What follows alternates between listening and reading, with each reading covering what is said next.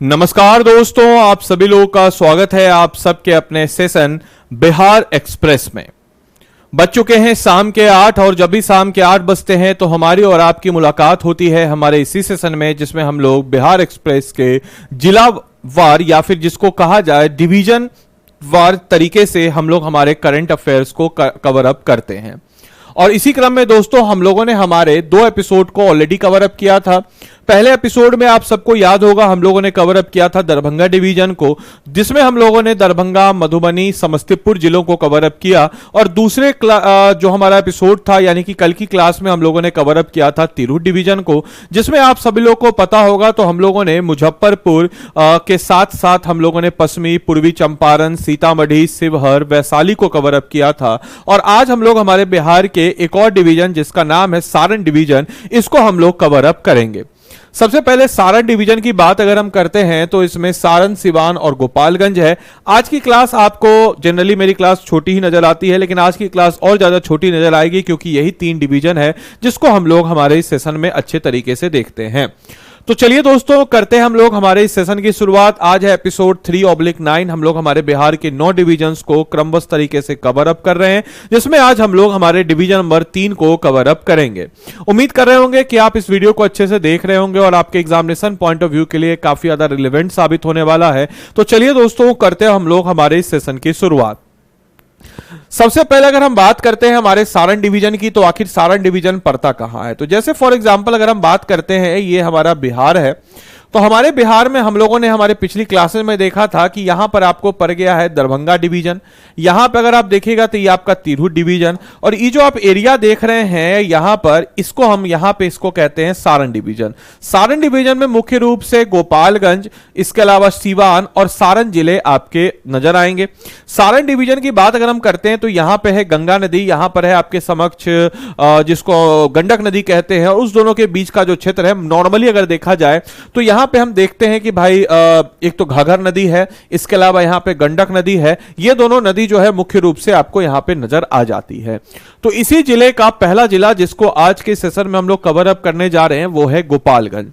ऐसे तो गोपालगंज बहुत सारे वजहों से जाना जाता है और बीपीएससी का one of the hot favourite topic के रूप में जाना जाता है।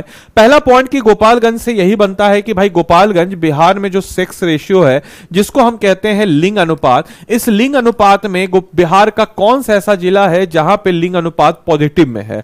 पॉजिटिव होने का मतलब यह हुआ कि 1000 पुरुषों पे कितनी महिलाएं, उसको हम कहते हैं लिंग अनुपात। और यहां पर बिहार का इकलौता ऐसा जिला है गोपालगंज जहां पे हम देखते हैं कि लिंग अनुपात जो है वो पॉजिटिव में, यानी कि महिलाओं की संख्या जो है पुरुषों की तुलना में हमें ज्यादा नजर आती है। साथ ही साथ जो है ये वो एरिया डिवीजन है या ये वो डिवीजन है जिसमें गोपालगंज, सारण, सिवान आते हैं, जो जनरली जो है ह्यूमन डेवलपमेंट इंडेक्स जो है इसके मापन में काफी बेहतर परफॉर्मेंस देता है, क्योंकि लिंग अनुपात भी ठीक ठाक है, स्वास्थ्य सुविधा भी ठीक ठाक है, साथ ही साथ जो है समृद्धि भी ओके टाइप से नजर आ जाती है। और जनरली एक और पॉइंट आपको बताते चले, ये वो डिवीजन है जहां पे सबसे ज्यादा लोग जो है गल्फ कंट्रीज में कमाने के लिए जाते हैं।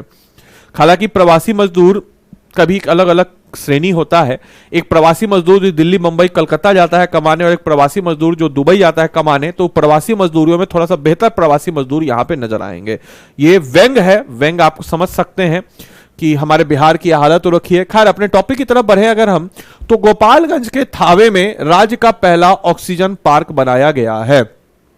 तो जो थावे है, थावे के बारे में आपको पता होना चाहिए कि थावे में दुर्गा माता का मंदिर है और यहीं पर होता है थावे महोत्सव। तो थावे महोत्सव कहां होता है? गोपालगंज में होता है। और थावे क्यों इंपॉर्टेंट बना है? क्योंकि राज्य का पहला, और राज्य का पहला जब भी आता है तो आपके एग्जामिनेशन पॉइंट ऑफ व्यू के लिए इंपॉर्टेंट बन जाता है। तो ऑक्सीजन पार्क बनाया गया, यानी कि एक ऐसा पार्क होगा, थीम बेस्ड पार्क होगा, जहां पे जिसको न्यूट्रलाइज करके लोगों को प्रेरित करना, लोगों को बताना कि ऑक्सीजन कितना रिलेवेंट है, प्लांटेशन को फॉलो अप करना और क्लाइमेट चेंज से जुड़ी हुई समस्याओं को बताने के साथ साथ इन सारे कंसर्न में बताया जा रहा है। तो ऐसा करने वाला गोपालगंज का थावे में राज्य का पहला ऑक्सीजन पार्क बनाया गया है। इस बात को सारे बच्चों को ध्यानपूर्वक रखना है। तो गोपालगंज से इससे ज्यादा इंपॉर्टेंट पॉइंट आपके समक्ष नहीं आएंगे, यही था इंपॉर्टेंट रिलेवेंट। बाकी कराने को तो बहुत कुछ है, लेकिन जो आपके एग्जाम में आए, मेरा कोशिश रहता है कि कम से कम समय में, आपके समय में जो ज्यादा से ज्यादा आपको कंटेंट जो है जो एग्जाम रिलेवेंट हो वह आपको प्रदान किए जाए। दूसरा जो है हमारा सीवान। सीवान जो अगर हम लोग बात करते हैं तो सीवान क्या है, तो सीवान में रोजगार हेतु विदेश जाने के मामले में बिहार में प्रथम। याद रखिएगा, रोजगार के लिए आदमी जो प्रवासी मजदूर है, जैसे जो दुबई जा रहा है या फिर जो गल्फ कंट्रीज जा रहे हैं, तो वहां पे भी बेसिकली मजदूरों की जरूरत होती है, और हमारा बिहार तो मजदूर प्रोड्यूस करने के लिए जाना ही जाता है।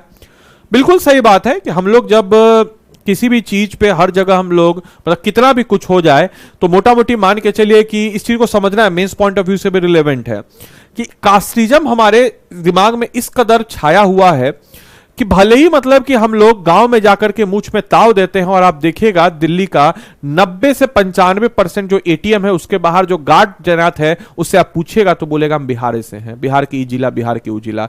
यहां गांव में जाकर के एकदम मूछ पे ताव देते हैं, बोलते हैं हम तो एसी में बैठ करके काम करते हैं। मैं हंस नहीं रहा उनके ऊपर। गांव में जाकर के हम ताव देते हैं कि हम ब्राह्मण का लड़का है, ब्राह्मण का लड़का को इसे बोल दिया था, राजपूत का लड़का को, तो भूमिहार के लड़का को, तो लाला के लड़का को, तो यादव के लड़का को, तो कुर्मी के लड़का को, तो पासवान के लड़का को, तरह तरह की चीजों को, जातियों को लेकर के करते हैं। लेकिन याद होना चाहिए आप सभी लोगों को कि एट द एंड देखा जाए तो भर भर के आपको छुट्टियों के बाद, जैसे अभी आने वाला है दिवाली, छठ आएगी कुछ दिनों में, देखिएगा भर भर के ट्रेन में भर भर के लोग जाते हैं। उसी क्रम में सीवान जो है बिहार का वो जिला है जहां पे रोजगार के लिए विदेश जाने के मामले में बिहार में यह प्रथम स्थान पर है। साथ ही साथ सूबे में युवाओं को रोजगार देने में सीवान जो है अव्वल है। देखिए मैं आपको क्या बताया था कि बिहार जो है उसमें human development index point of view से ये वाला एरिया थोड़ा बेहतर आपको नजर आएगा, क्योंकि जो युवा है उन युवाओं को, सूबे मतलब हो गया राज्य, राज्य को हम सूबा भी कह देते हैं, तो सूबा में युवाओं को सबसे ज्यादा रोजगार देने के मामले में जो सीवान है वो प्रथम स्थान पर है। इसके अलावा सीवान जो है पासपोर्ट बनवाने के मामले में पुणे राज्य में प्रथम स्थान पे। ऑब्वियस सी बात है, जब सबसे ज्यादा यहां से तो विदेशी जाने वाले मजदूर हैं तो पासपोर्ट भी सबसे ज्यादा यही बनेगा। तो सीवान जो है पासपोर्ट बनवाने के मामले में पुणे राज्य में प्रथम स्थान पे। बिहार में एट प्रेजेंट कहां कहां पासपोर्ट बन रहा है, तो एक तो पटना में बन रहा है और दूसरा जो है दरभंगा में बनता है। और एम पासपोर्ट ऐप जो है इसके तहत जो है पहले पासपोर्ट में जो 21 दिन में जो होता था आपका इमीडिएट पासपोर्ट, तत्काल पासपोर्ट, अब 10 से 12 दिनों में यह बन जाता है। तो पटना दरभंगा में आपको नजर आता है। फिलहाल जो है सीवान जो है पासपोर्ट बनवाने के मामले में पूरे राज्य में प्रथम स्थान पर नजर आ जाता है। अब इसके बाद हम बात करते हैं सारण डिवीजन की। तो सारण डिवीजन हमारे लिए रिलेवेंट है। क्यों रिलेवेंट है? तो सारण डिवीजन की बात जब भी हम लोग करते हैं तो सारण से एक और चीज को याद रखिएगा कि यहां पे एक नदी है जिसको हम कहते हैं घगर नदी, जो सरयू नदी के नाम से भी जानी जाती है। यहां पे है गंगा नदी, और ये जो स्थान है इसको हम कहते हैं रेवलीगंज।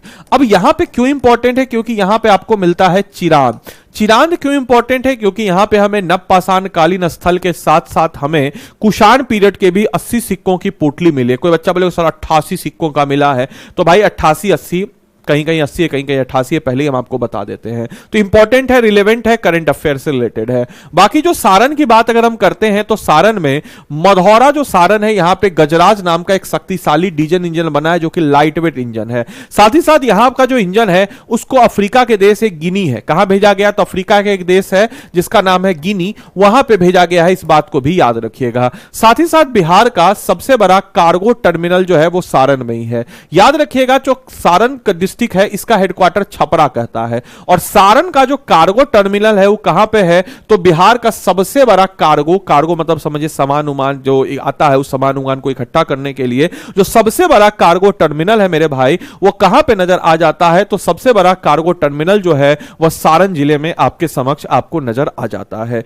तो यह था इन 3 जिलों से इंपॉर्टेंट पॉइंट। बाकी आपके लिए आज का होमवर्क है कि अखिल भारतीय दलित वर्ग लीग की स्थापना किस वर्ष हुई और किसके द्वारा हुई, कमेंट बॉक्स में लिख के बताएंगे। बाकी इस क्लास की पीडीएफ और मेरे द्वारा प्रोवाइड किए गए जितने भी स्टडी मटेरियल्स हैं वह आपको इस टेलीग्राम ग्रुप पे नजर आएगा। You have to just scan this Telegram group. आपको इस टेलीग्राम ग्रुप को स्कैन कर लेना है, बीपीएससी कंटेंट वाला टेलीग्राम पे सर्च कीजिएगा तो आपको क्लास की पीडीएफ मिल जाएगी। चैनल को सब्सक्राइब जरूर कीजिएगा। बाकी आप लोग को बताते चले कि ऐसे बच्चे जो 71वीं बीपीएससी की तैयारी कर रहे हैं, आप किसी भी पेड कोर्स में हो अथवा ना हो, आप सेल्फ स्टडी कर रहे हो, किसी क्रैश कोर्स में हो, लेकिन आपके बकेट लिस्ट में या 5100 एमसीक्यू का आपके सामने अस्त्र जरूर होना चाहिए। क्यों? क्योंकि जनरली आप जब बीपीएससी एग्जाम की तैयारी करते हैं तो आपने नोटिस किया होगा कि ज्यादातर जो आप घटना चक्र को लगाते हैं, अच्छी किताब है लेकिन घटना चक्र की लिमिटेशन है, वहां पे बिहार पीसीएस और जितने भी अन्य स्टेट पीसीएस है उन्हीं का क्वेश्चन है। लेकिन हम लोग जो इसमें 5100 एमसीक्यूज करा रहे हैं, इसमें बीपीएससी के द्वारा कंडक्ट कराए गए जो भी एग्जाम है, जैसे एओ का एग्जाम है,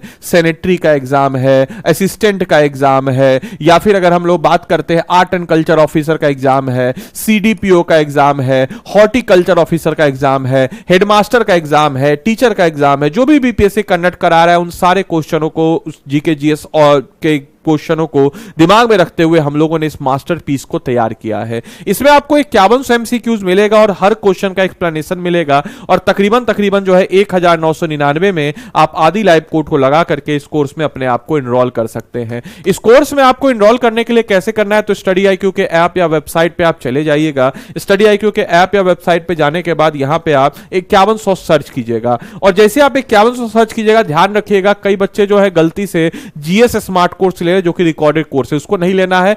बीपीएससी फॉर बीपीएससी ये वाला जो है मास्टर कोर्स पर बीपीएससी, इस पे जाना है। इस पे जब आप जाएंगे तो बाई नाउ पे आइएगा, इसमें आपको 5100 लाइव क्वेश्चन मिलेगा। यहां पे आप आदि लाइव कोड लगा दीजिएगा तो मेरी तरफ से भी आपको मेंटरशिप मिल जाएगा और मेंटरशिप लगाने के बाद टेलीग्राम पे शेयर कर दीजिएगा हमको, तो वहां पे आपको मेंटरशिप ग्रुप में भी ऐड कर देंगे। तो आदि लाइव कोड लगा करके 1999 में आप इस कोर्स को एनरोल कीजिएगा। इसमें 5100 एमसीक्यूज का है, जिसमें हिस्ट्री है, जनरल साइंस है, बिहार स्पेशल है, करंट अफेयर्स है, पॉलिटी है, ज्योग्राफी है, इकोनॉमिक्स है, मैथ्स है, सब कुछ मिलता है। करंट अफेयर्स भी आपको इसमें मिल जाती है, सब्जेक्ट वाइज सेक्शनल टेस्ट में मिल जाती है, फ्री रिसोर्स भी आपको सारे के सारे कंटेंट का और मॉड्यूलर बेस्ड भी मिल जाएगा अगर आप आदि लाइव कोड का इस्तेमाल करके इस कोर्स में अपने आप को एनरोल करते हैं। तो बाकी उम्मीद करेंगे सेशन आपके लिए लाभदायक रहा हो, आपको बहुत कुछ जानने सीखने बुझने को इस सेशन से मिला हो। तो मिलते हैं हम लोग अगले सेशन में, तब तक के लिए सारे बच्चों को bye bye, take care, thank you and thanks for watching this session.